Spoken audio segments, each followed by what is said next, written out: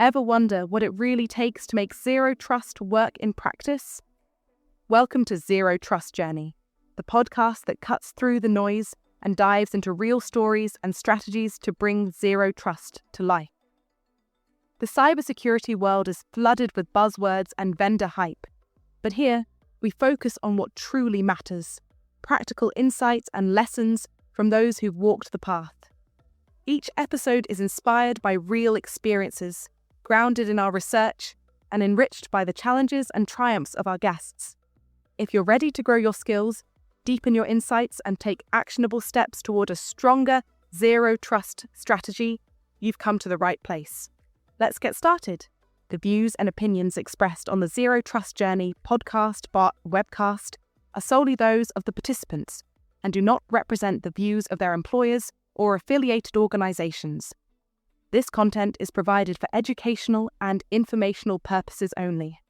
Neither the employers nor any sponsors are liable for actions taken based on the content discussed. Welcome to another session of Zero Trust Journey. This is a topic where we have heard it's still a myth, still a marketing buzzword, and a lot of people have used it to mature in their Zero Trust journey. And going from the traditional model of where I have everything under my control because I know people are coming into my network, to something that now we use any device, any network, anywhere. So this is where Zero Trust strategy comes in. We bring different guests from industry leaders and talk about what they are seeing and hearing about Zero Trust. With me today, I have Chris. Chris is Director of CXO at Zscaler. I'm going to pass it on to Chris for a quick introduction, where he works, his function, and his company. Thank you very much for welcoming to the show. It's great to be here. Yes, I have the privilege of running CXO Revolutionaries, which is a media property on Zscaler's brand. And I work with a lot of CXOs, internal and external, on thought leadership. I've been at the company for almost 4 years now, and it's great to be working for a market leader, doing a lot of similar kinds of things that you're doing here, Doctor, like podcasts and videos and et cetera. One of the things that why I reached out to you, Chris, your article on Cloud Security Alliance blog about CTEM and Zero Trust. So let's kick it off with that. What prompted you to write a blog about it? What was something that you wanted to put it out there to the audience that CTEM and Zero Trust, where is the cross-pollination, and what do you want to highlight to our audience? Yeah, well, Zscaler released a product in the CTEM portfolio, which we could talk about in a little bit. But CTEM and the intersection of Zero Trust, I felt like was an underrepresented thought leadership space because of how the two interrelate. I mean, think about it. Zero Trust, it's all about securing how people and workloads connect to applications, data, and services. And then when you capture the data, the telemetry behind that, what a perfect conduit to get that information into a CTEM platform. So this data becomes a unique contributor to understanding the exposures. And as the CTEM platform identifies the security gaps, it can then trigger additional controls, say it's automated policy, segmentation, et cetera, enabling you to dynamically adjust your Zero Trust architecture to further reduce risk. And I would add that because of my background, I've been in AI and ML for a while now at Adobe and previous companies before it really took off in the Gen AI space. And it was clear to me that there are some things that are not really much for the human intelligence to handle anymore, where there's tremendous data. I mean, we have 500 billion transactions daily on the Zero Trust exchange. All that has to move to a non-human intelligence to be able to turn it into actionable insights and take appropriate action. And those data loops that I talk about in that article are pretty much what I think we're going to see more and more of going forward.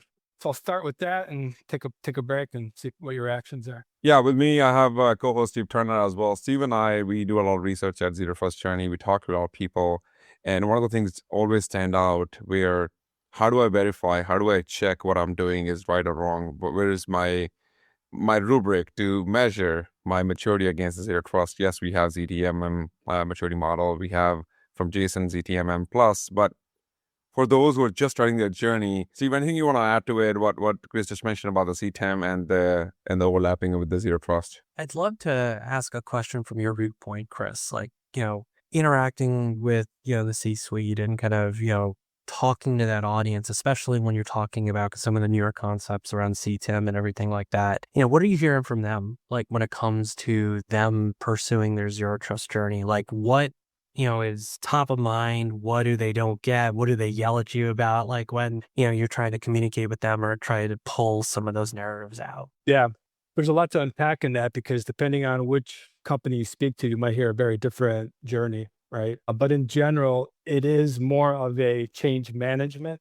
challenge than it is a technical one, because we all know the modernization of cybersecurity is here, and zero trust is the leading edge of what you could be doing for secure access, right? Maybe in 10 years' time, it's going to be subsumed into other platforms and technologies, and we'll be talking about something else. Maybe it's going to be more around, using our biology, et cetera. And I would say the first trigger that usually gets a Fortune 2000 really kickstarted on a journey is either a breach or a mandate to get ahead of cyber risk and being able to manage and mitigate it better. But once you combine that with the realization that you could cut complexity and cut costs and improve user experience at the same time, it's enough usually to come over the inertia.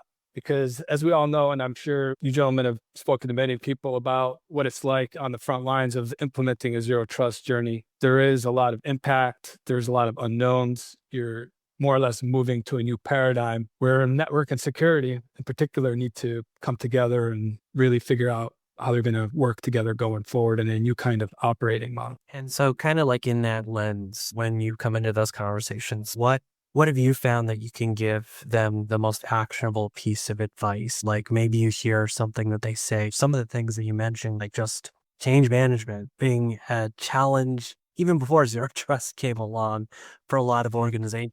I'd love to hear, it's like when you hear those conversations, like what pops into your mind to be like, hey, CISO, hey, CIO, hey, so-and-so who I'm talking to, like, here's some things that we can take action on immediately to help you kind of go down this path or evolve what you're doing. Yeah. Well, Steve, starting small and proving a proof of concept is going to be the way to build champions, because it's usually one or two people in the C-suite who may get the vision. And by the way, transformation is always going to start at that level. It's rare that you find it all the way at the front lines, only because it's where people are very comfortable, right? With the network technologies they've been using, like NAC, VPNs, firewalls, et cetera. That being said, it could happen in the middle too. We've seen bidirectional influence to get a project underway. But it really is going to be somebody in a C-suite championing some proof of concept, getting that first win and overcoming the psychology of that inertia. And then maybe it's just getting one branch over onto a ZTA, and you have, say, several. And that is enough to prove that this is a good direction to go in. Because as you both know, after you get your users over to zero trust, you got workloads, you got your different branches, you have third parties, right? OT, IoT. The journey is just going to keep going on for years for many of these large enterprises. And being able to communicate the benefits across the departments and across those impacted during implementation is a very powerful way and a best practice in change management. So it's not just about telling the CFO that you're going to save 50% on hardware costs, but it's also explaining to the end user why they need to download an agent, on their laptop and use MFA, continuously rather than getting onto a VPN. Hopefully that they'll immediately see the benefit of moving to a zero trust at that point. Yeah, let me double click on the part where you mentioned that usually it's starting from the top or the middle. And when we speak to our audience or when we do our surveys, our time, the respondents are saying that we struggle to find a reason why zero trust. Like, why do we start it? We have a security program, we align with NIST CSF, we have SSO, we have all the NDR, XDR, EDR, pick all the acronym. Steve called it bingo board. So pick all the acronym on that board and we have it. What's zero trust bringing on the table now? And it's something Steve and I, and obviously including yourself, you get it. But what do you respond to that? How do you respond to those situations where the top management or middle, they're saying we understand on paper what zero trust is, but how do I explain that? How do I actually really make it understand, to your point, to business leaders, this is going to help? Yeah. Well, if it's not just about cost containment, if you need more impetus to migrate, you could look at examples in your industry where there was a breach and break down the attack chain to understand why one of your peers suffered from a ransomware attack. And then looking through what vulnerability or exposure was exploited, and then figuring out, well, what could have stopped it? And in most cases, it's blocking the ability to move laterally. Lateral propagation is one of the key, in my view, one of the key differentiators. Of course, reducing the attack surface and least privilege, all the different principles apply. But when lateral movement occurs, that's really when a hacker can do some serious damage, because they're well on their way to looking more and more like a user, and they can find the crown jewels. And that's when you suffer from unimaginable reputation, financial loss, all the things that board members are very fearful of these days. But you're right. How do you get somebody to invest in something that may or may not happen? There's an insurance mindset to this. Yeah, and it's not just that, right? Because it's also something already exists in the organization. There's already a security program. So the business leaders see this as, hey, last year we started on this journey or whatever that project was. This year you're saying we are starting to adopt zero trust strategy. I'm interested in your thoughts. We obviously have our opinions. We talked about it during the show as well. And I'm interested in your opinions where the security program exists. How do you sell zero trust strategy? Yeah, I'd say ultimately, when you see what benefits, the knock-on benefits of moving to zero trust, because you're securing digital business models of tomorrow. You're doing it today. So you're solving some of the challenges of tomorrow. And if you're doing that and your competitors are not, what is the implication of that? You're going to be more agile. The cost of change is going to be less as you go forward, because you're going to be able to do mergers and acquisitions faster. I mean, that's a great use case of zero trust. We could talk about that. I've been working with that team quite prolifically these days about a zero IT footprint merger, where on day one, everybody at the acquired company could access all of the resources and services of the buyer, right? So when you look at that agility, that's going to be something that's going to make you more competitive and be able to move faster in a world that's going to be ever more competitive due to AI, due to automation, and all these emerging technologies. So do you want to be left behind patching firewalls, looking for CVEs that are impacting all your different security appliances that are continuously broadcasting their IP to the internet? Yeah, the people are saying no in the audience here. I hope they're screaming now.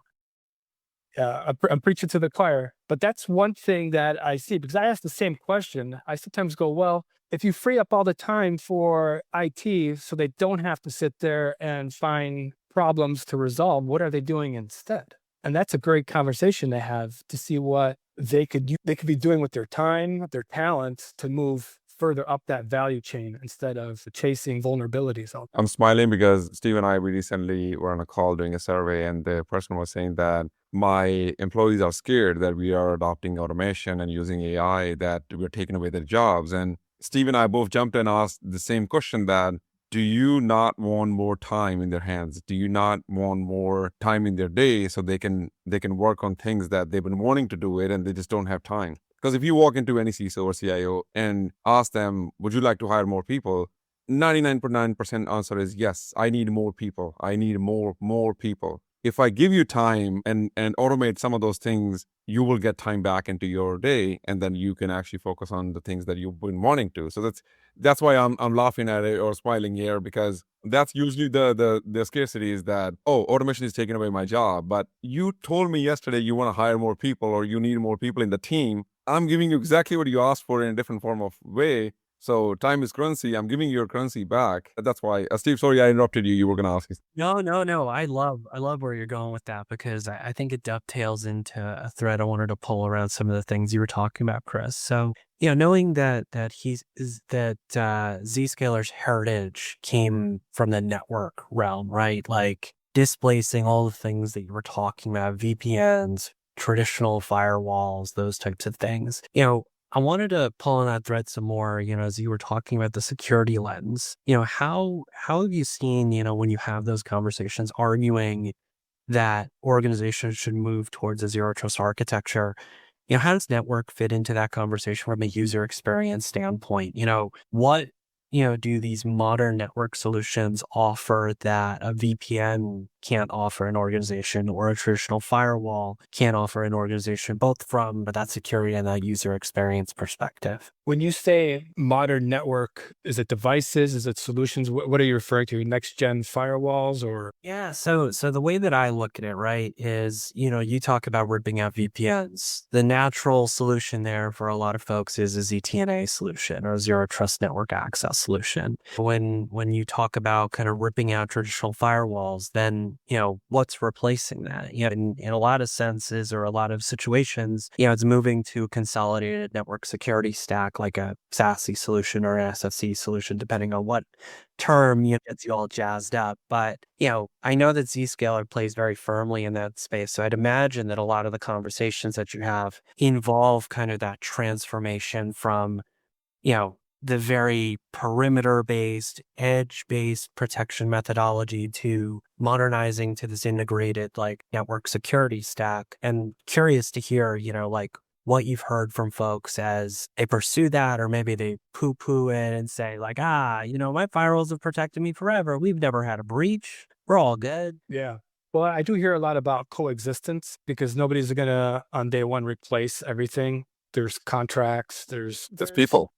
Yeah, there's people who are going to continue to run with what they have because even though it might be a good idea to move to a ZTNA, you never know exactly what's going to break when you flip the switch. And that's because there could be a legacy that isn't even documented from a generation ago. Somebody in the early 2000s implementing, SD-WANs, and nobody really knows what's going to happen if you turn it off, right?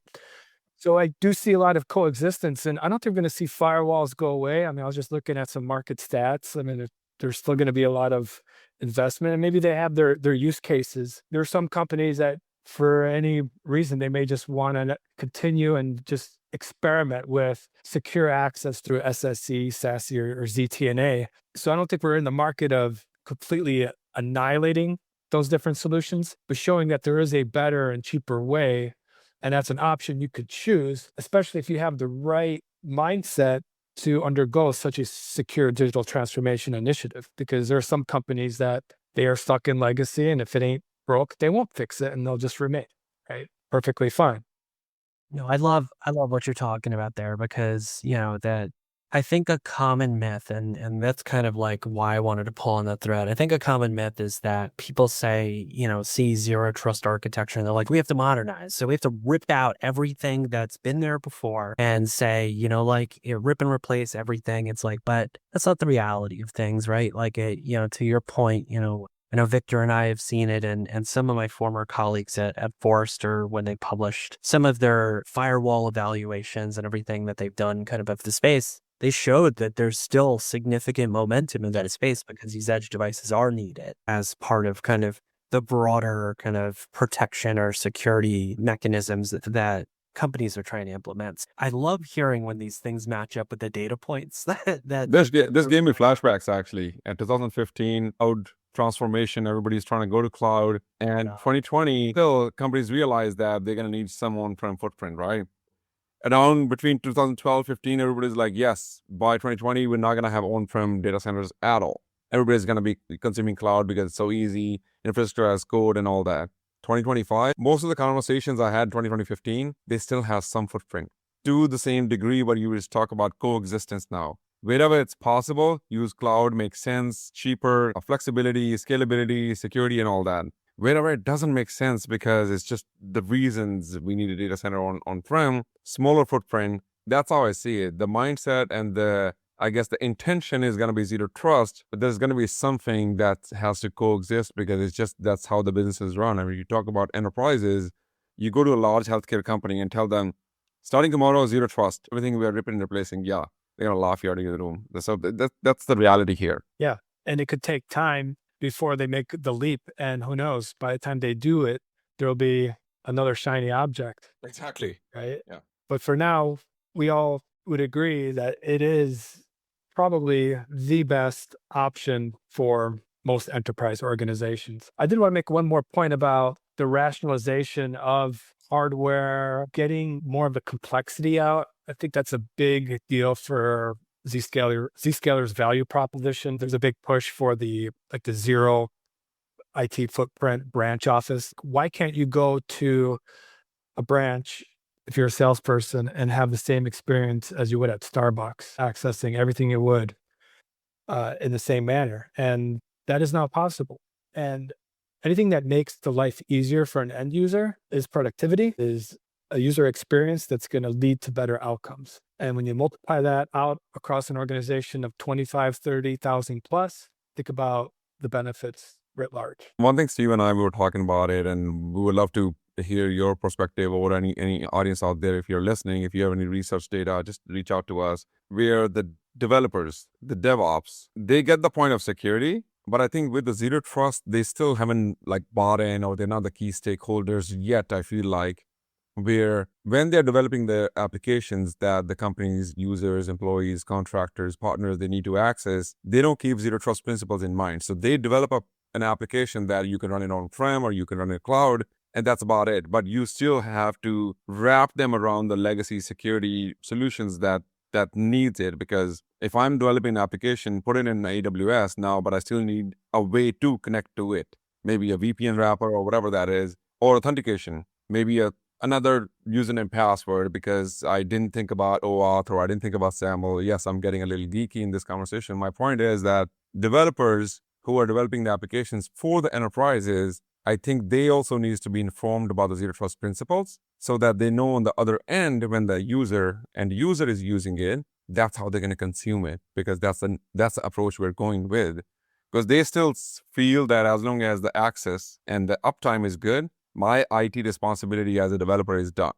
Zero trust is beyond that. We just talked about it. I've heard that too. For developers, on first glance, it feels more like here's another blocker from the security team, right? Yes. For me to get my work done. But if they had more of a DevSecOps mentality, and inside their software development lifecycle included security in mind, it's not just zero trust. They should be thinking about all aspects of security, making sure that what they're going to be pushing out to production doesn't have any exposures or vulnerabilities, right? So, but it's a good point. I mean, what I think's been interesting, again, kind of diving into this topic. Darn you, Victor, for diving into the geeky side of things. What I've traditionally seen, and interested to see if this comes up in your conversations, with the C-suite or maybe levels below that.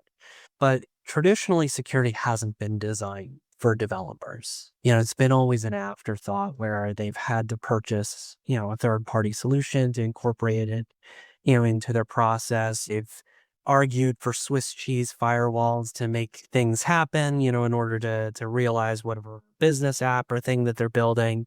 And now I feel like with zero trust architecture starting to become, kind of part of the general mind share, that developers as a persona, to address security from and still have usability there, seems to be something that is actually being addressed now. You see things like, and I promise I'm going to keep more of the buzzword bingo to a minimum here, but, as we look at LLMs and the application of AI in a lot of these situations, having coding partners with these AI solutions and introducing secure coding practices at the same point around that, I would love to hear maybe on the network side of things, the identity side of things, anything, around your thoughts in that space, anything that you've heard from folks that are talking to you about addressing that developer persona, from a security angle, so that, we're not just clamping down on those folks and saying no, we're introducing additional paths or solutions that are incorporated into our security best practices to help them code better rather than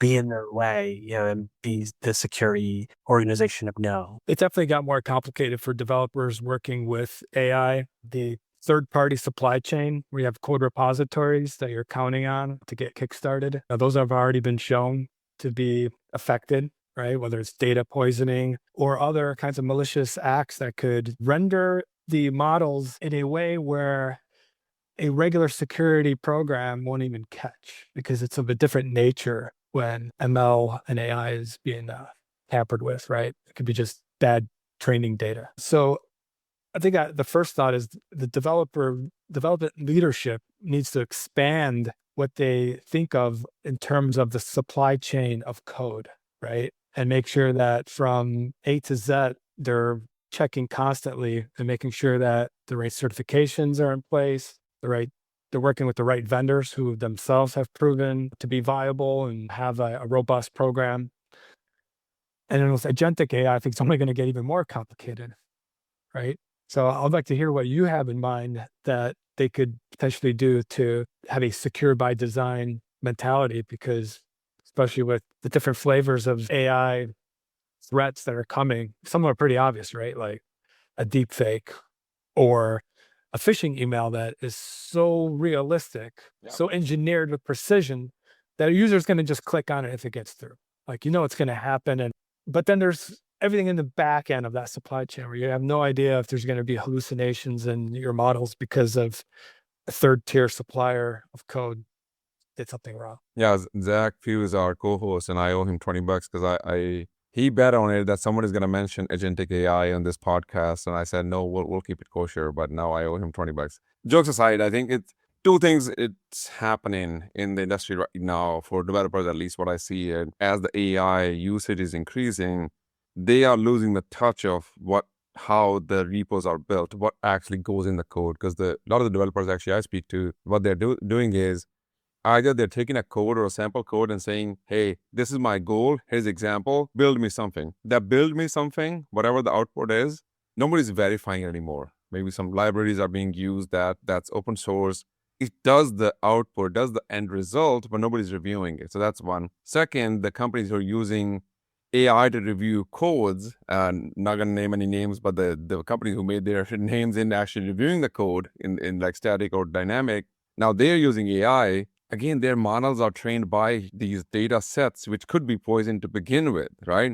So you could say if I'm using a Log4j, it's a really good library because it's being used by so many people, so it must be good. AI might make that decision, but human is not verifying it. Human is not checking it. So that supply chain is being polluted from the time it's being created to the time it's being verified to the time it's being actually used. So we will have a different problem in 5 years. I think it won't be a problem of creating software. It'll be a problem of now trusting. Even if like all the verifications of Apple and Android have been done, how do we know what happened behind the scenes? It's doing everything on the face value, but what's happening behind the scenes, that's going to be a problem in 5 years as well. That's right. And if you're a company that ends up using one of those subpar AI solutions, but you have zero trust, at least you'll have the guardrails in place that if things do go sideways, it could be caught, right? It could be immediately put in the sandbox or inspected further, right? You said it, right? So this is the more reasons why we are preaching on this podcast, where there's a lot out there, from the deepfakes to a lot of like LLM generated data. We can't trust everything. So this is where, like, if I can't control all the attack surface, let's talk about the protect surface. What I really care, let's just talk about that. Let's put all the guardrails around it. Let's use the principle of zero trust to guide our policies, our technology, our business operation, and use that to actually create a standard environment where this is how we operate at this company or this organization. Very well put.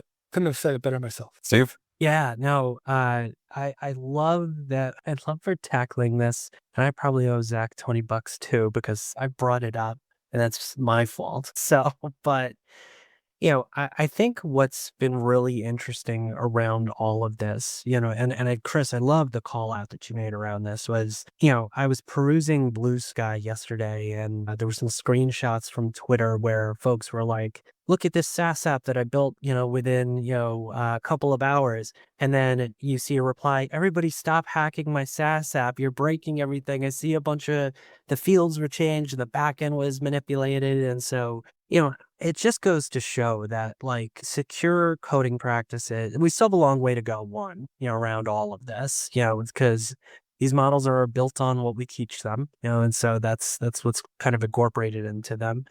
And then two, the point that you made, Chris, about the zero trust architecture, being the belt and suspenders around all of this, that if somebody does go and pursue one of these new technologies that is maybe not, 100% kosher around, putting these things out there in a secure way, we can secure the rest of our infrastructure using a zero trust architecture. Definitely curious to know, like, has there been any conversations that you've had with folks kind of around this where, maybe the CISOs you're talking to, the other C-suite folks, are talking about how they're leveraging, a lot of these AI coding solutions, to build things quicker, and, maybe their concerns around this. Maybe it's the same things that we're talking about here, but, yeah, would love to hear, some of that,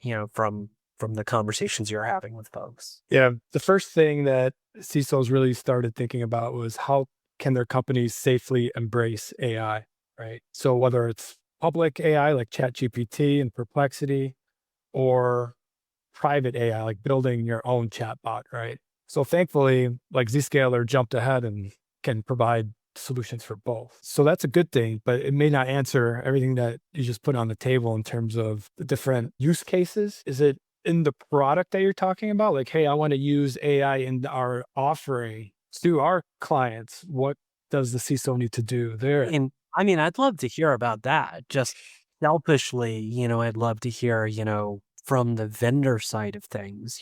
Everybody is chasing the AI bandwagon to say that our solution uses AI too. And curious to see, what have your customers been asking for? What, have you been able to offer them and kind of show and be kind of pragmatic, around all of that, rather than, maybe some of these startups that are trying to fill a very niche gap, with AI. Yeah. Well, I know on the surface, there's like three distinct areas. How do you protect private and public AI use? And then how do you defend against malicious AI? So we have that covered. And then customers want to know, well, how are you using AI in your solution, right? As an internal AI technology. So then there's two flavors of that. There's how we're using it to arm our employee population with the capabilities of AI that you see out in the public. The Gen AI Chat GPT style. How do you take that one FTE and make them a super human, right? More or less. And that work is underway. But the powered by, that's a very fascinating area as well, because every vendor is now touting this, right? We have AI, everybody's got AI. But where's the business value? And show me the proof that it's going to change things. And I think that's where the real battle space is in the market. And then when you go to RSA, if you'll be there in April and May, but I'm sure we'll hopefully see more and more examples of real world benefits of AI technology, either scaling or handling the problems that are meant for machines and not for humans. I think the area of, so there's a solution called ZDX, Digital Experience Monitoring. I think that's a great example where Zscaler got ahead with the Copilot to show how you can remediate or locate and remediate application performance problems very quickly with the help of AI, right? Because there's just so much data being ingested. It's faster to pinpoint across that entire path where the source of an issue is. And you may have seen on these channels, like every time there's a Slack outage or CrowdStrike or what have you, there's always like this chart that comes off from Zscaler displaying what it actually looks like visualized of the potential impact it had, right?